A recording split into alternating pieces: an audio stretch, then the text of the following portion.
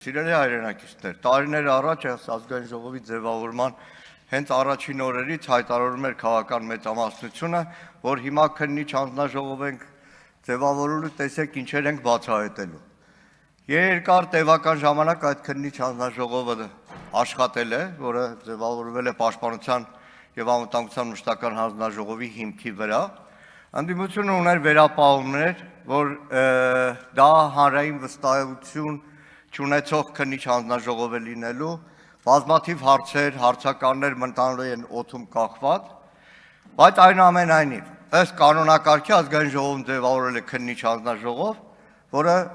նորից եմ ասում, ոչ թե հրապարակային, այլ առնվազն գաղտնի ձևաչափով այն պատգամավորները, որ ունեն թույլտվություն, քննիչ հանձնաժողովի նախագահը պետք է պաշտոնապես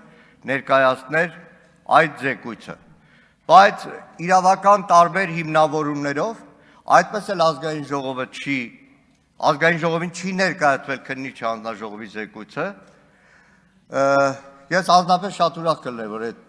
ներկայացվեր առնվազն այն մասը, թեև ասում եմ բազմաթիվ հարցականներ, հարցեր կան այդ զեկույցի հետ կապված, բայց պետք է արձանագրել, որ այս խորհրդարանը ավարտելով իր աշխատանքը, այդպես էլ այդ խորհրդարանին չներկայացվեց 44 օրյա պատերազմի քննիչ հանձնաժողովի զեկույց, եւ եթե պարոն Սիմոնյան ասում է մի օր չէ, երկու օր չէ, բազմաթիվ օրեր ենք ծանոթացել,